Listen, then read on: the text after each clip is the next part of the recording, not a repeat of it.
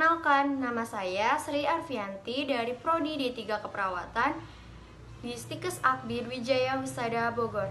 Di sini saya membuat video ini untuk memenuhi tugas mata kuliah Komunikasi Keperawatan.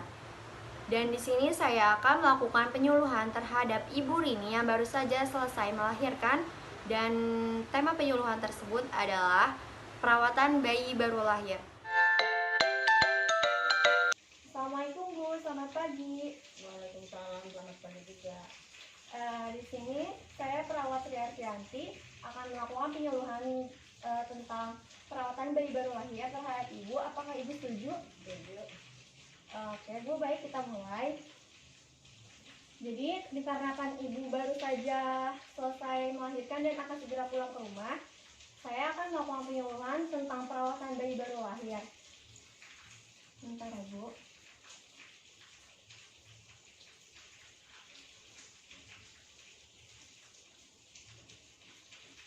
Ini saya akan membacakan satuan acara penyuluhannya.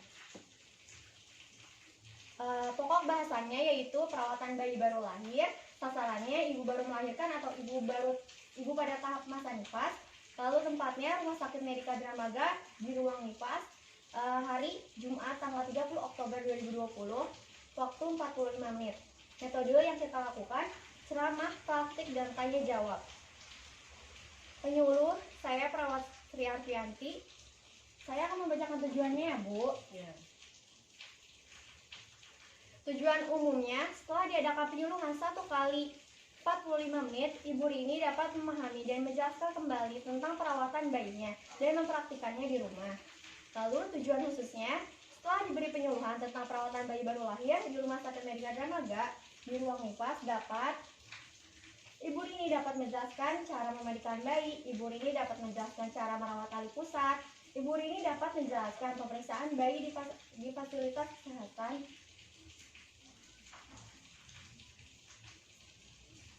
Ibu Rini dapat menjelaskan cara menjemur bayi, dan Ibu Rini dapat menjelaskan hal-hal yang harus dihindari dari bayi. Lalu sasarannya ibu pada tahap masa nifas, subpokok bahasannya yaitu memandikan bayi, perawatan tali pusat, cara menjemur bayi, pemberian ASI, dan hal-hal yang perlu diwaspadai pada bayi. Metodenya ceramah dan tanya jawab. Media yang tersedia yaitu laptop beserta PowerPoint, video perawatan bayi, dan leaflet. Dan alatnya ada meja 1 buah, lalu ada kursi 2 buah, dan rol kabel listrik, dan laptop. Dan saya akan membacakan susunan acara kegiatan penyuluhannya. Pada tahap pembukaan, pembicara mengucapkan salam, memperkenalkan diri, dan persepsi materi. Lalu peserta membalas salam, memperhatikan, mendengarkan, dan memahami. Waktunya 10 menit. Lalu penyampaian materi, yang pertama memandikan bayi, kedua perawatan tali pusat, ketiga cara menjemur bayi, keempat pemberian ASI, dan kelima hal-hal yang perlu diwaspadai pada bayi. Peserta memperhatikan dan memahami. Waktu 20 menit.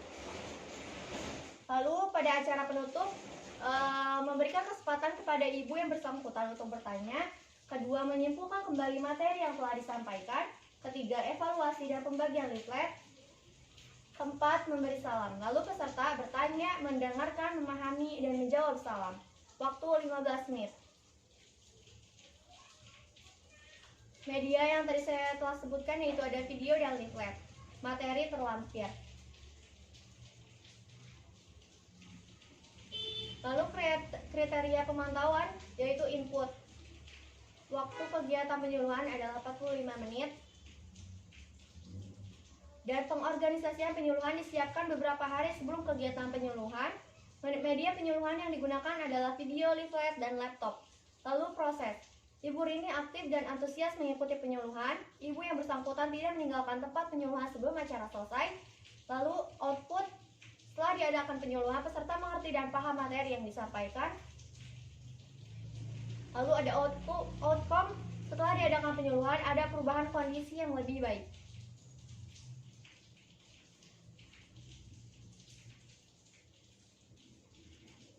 Lalu baik, kita mulai saja penyuluhannya ya Bu. Ya. Nah, saya akan membacakan materinya. Pengertian bayi baru lahir ini adalah hasil konsepsi yang baru keluar dari rahim seorang ibu melalui jalan kelahiran normal ataupun dengan bantuan alat tertentu sampai usia 1 bulan.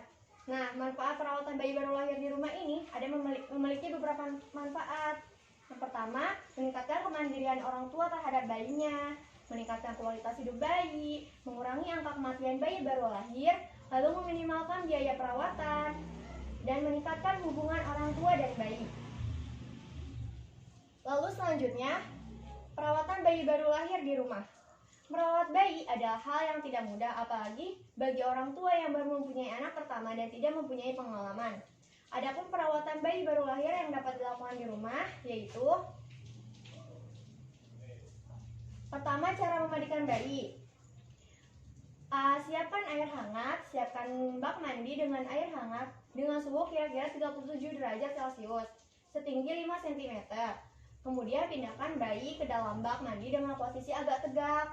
Lalu tahan bagian belakang kepala dan leher bayi dengan tangan Anda yang tidak dominan. Artinya, gunakan tangan kiri untuk yang tidak kidal dan tangan kanan untuk yang kidal. Usap tubuh dengan lembut.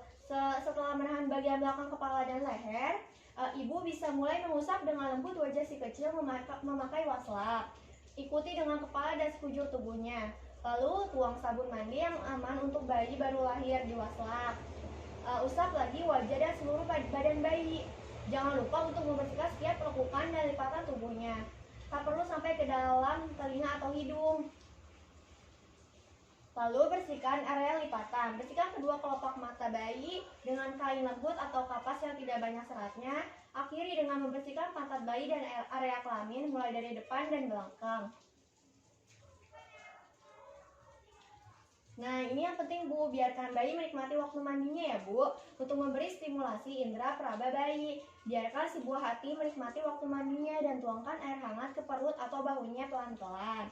Angkat bayi dengan kedua tangan dan bungkus dengan handuk yang kering. Peluk dan timang-timang bayi setelah mandi untuk menjalin ikatan dan kasih sayang antara ibu dan anak.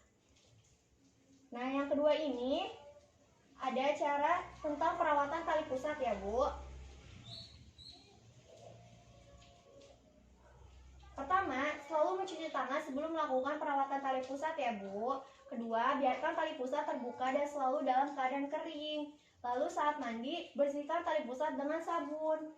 Setelah selesai, keringkan dengan handuk lembut atau cukup diangin-anginkan. Lalu membungkus tali pusat dengan kasa steril.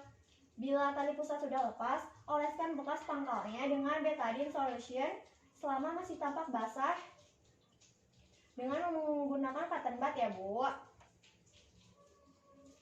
Nah, selanjutnya ada cara-cara menjemur bayi nih Bu.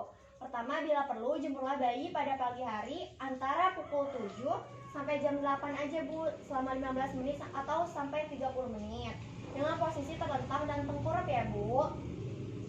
Jemurlah bayi saat sebelum mandi. Bukalah baju bayi dan pakaian popok. Hindari mata dari sinar matahari langsung ya Bu. Ganti posisi bayi setiap 15 menit sekali. Hindari polusi ya Bu. Misalnya jangan dijemur di pinggir jalan gitu ya Bu. Nah, selanjutnya ada pemberian ASI. ASI itu makanan terbaik untuk bayi Bu. Minggu-minggu pertama ibu mungkin perlu menyusui sekecil tiap 2-3 jam. Lalu ibu tidak perlu mengatur waktu untuk menyusui dengan kebutuhan si kecil. Ketika tangisan laparnya terdengar, segera susui si kecil ya Bu. Nah, sendawakan bayi setiap selesai minum dengan menepuk-nepuk punggung bayi dengan lembut ya Bu. Dan ini yang terakhir ya Bu, hal-hal yang perlu diwaspadai pada bayi. Ikterus atau bayi kuning, lalu bayi tampak lemas, malas minum, muntah, dan demam. Infeksi tali pusat yang ditandai dengan pangkal tali pusat basah dan berbau. Kulit di sekitar tali pusat kemerahan dan kadang-kadang bernanah. Lalu tidak dianjurkan menggunakan bedak dan gurita pada bayi ya Bu. Dan terakhir sebaiknya hindari mengkonsumsi jamu-jamuan ayam yang dimasak dengan arak ya Bu. Nah selanjutnya saya akan memberi video, simak ya Bu videonya.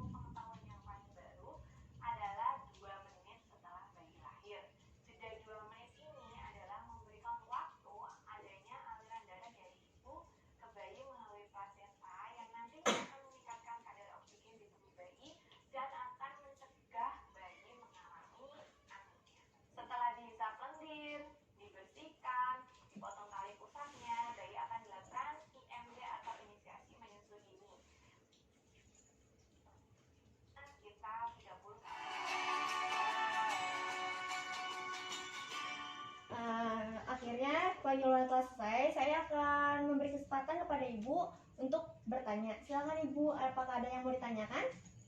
Kalau nyemur bayi di pinggir jalan, emang nggak boleh?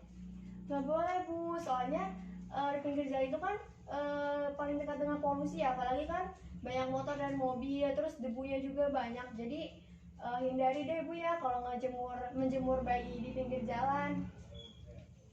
Jadi saya akan menyimpulkan kembali materi yang telah disampaikan. Jadi perawatan bayi baru lahir di rumah ini sangat bermanfaat Bu untuk bayi.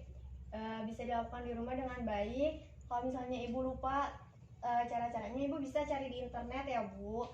Manfaat perawatan bayi baru lahir di rumah ini banyak memiliki manfaat Bu. Jadi lebih baik Ibu melakukannya sendiri. Jadi akan meningkatkan ikatan Ibu dengan anak dan mengurangi angka kematian bayi baru lahir, minimalkan biaya perawatan juga loh Bu. Nah, ini Bu, saya akan memberikan leaflet tentang perawatan bayi baru lahir. Ini bisa Ibu baca di rumah ya Bu. Makasih ya. Mungkin penyuluhan yang dapat saya sampaikan cukup segini ya Bu. Mohon maaf bila ada kesalahan atau kekurangan. Terima kasih atas waktunya ya Bu. Semoga Ibu cepat sehat dan bayinya juga sehat selalu ya Bu. Iya. Makasih. Ya Bu, assalamualaikum. Waalaikumsalam.